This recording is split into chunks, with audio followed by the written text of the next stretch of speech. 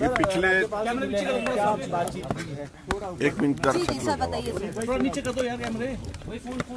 पिछले कुछ दिनों से जो घटनाक्रम विधानसभा के अंदर चल रहा है, उस सारे घटनाक्रम की जानकारी महामहिम राज्यपाल महोदय जी को हमने दी है।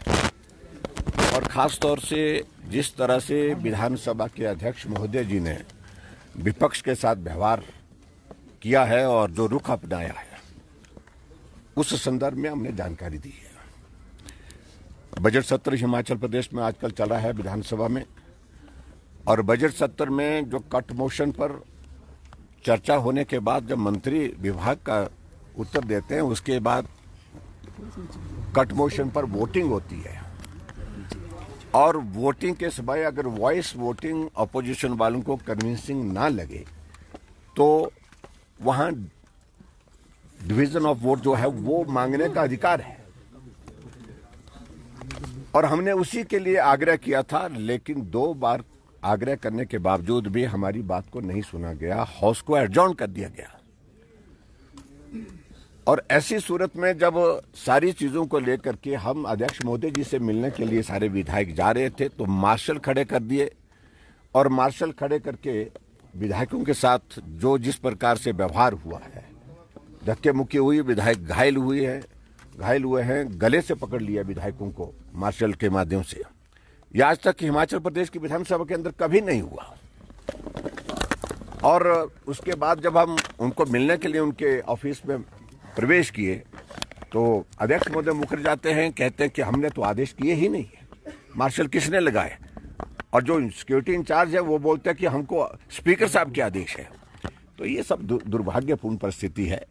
और दूसरी बात मैं इस बात को लेकर के जरूर कहना चाहता हूं, जो घटनाक्रम घटित हुआ है हिमाचल प्रदेश में राज्यसभा के चुनाव के परिणाम आने के पश्चात, भारतीय जनता पार्टी के हमारे जो प्रत्याशी थे हर्ष महाजन जी, वो जीते हैं और सरकार बहुत बड़े बहुमत में थी, उसके बावजूद भी जीते हैं। और स्वाभाविक रूप से जो जीतने के जो सारी चीजें घटनाक्रम जो घटित हुई हैं सब वहां पर, उसमें अगर हम देखें तो वर्तमान में कांग्रेस की सरकार को सत्ता में रहने का कोई अधिकार नहीं है, यही मैं कहना चाहता हूं।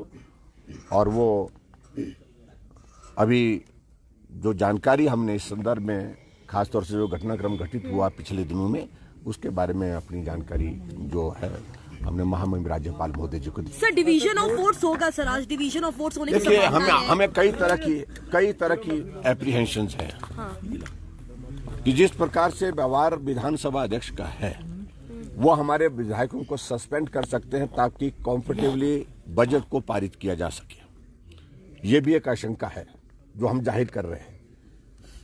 और इसके अलावा मुझे ये भी मालूम पड़ा कि कांग्रेस के कुछ विधायकों को नोटिस दिए हैं जो जिन्होंने वोट दिया है, और उनको नोटिस दे करके कि आपके ऊपर जो है हमारा 1:30 बजे का समय तय किया उसमें, तो उसमें जो डिफेक्शन लॉ है, जो एंटी डिफेक्शन लॉ है, उस पर उनने कहा कि आपके खिलाफ कार्रवाई क्यों ना की जाए।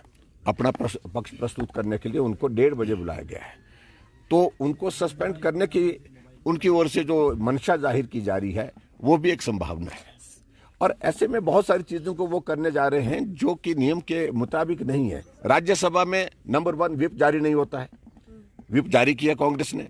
दूसरी बात, राज्यसभा में कोई क्रॉस वोटिंग होती है तो उसमें वो इनवैलिड नहीं होता है, उसके लिए तो इलेक्शन कमीशन ने क्लियर गाइडलाइंस की। और जबकि मुख्यमंत्री बार बार यही कहते रहते हैं कि अगर आपने क्रॉस वोटिंग किसी ने भी की तो वो वोट इनवैलिड माना जाएगा, लेकिन उसमें इलेक्शन कमीशन ने डायरेक्शन दी, इसमें वो फिर वो चुप हो गए, उसके बाद कोई जवाब नहीं दिया।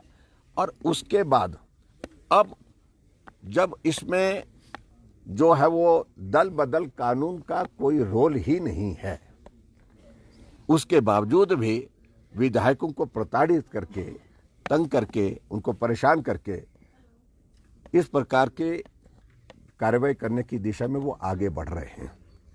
और मैं समझता हूं ये उनकी बौखलाहट है। और कांग्रेस की सरकार हमारी वजह से नहीं, अपने कारणों से संकट में, इतना ही कहना। इन टोटल कितने विधायक हैं सर जो आप लोग के टच में है सर?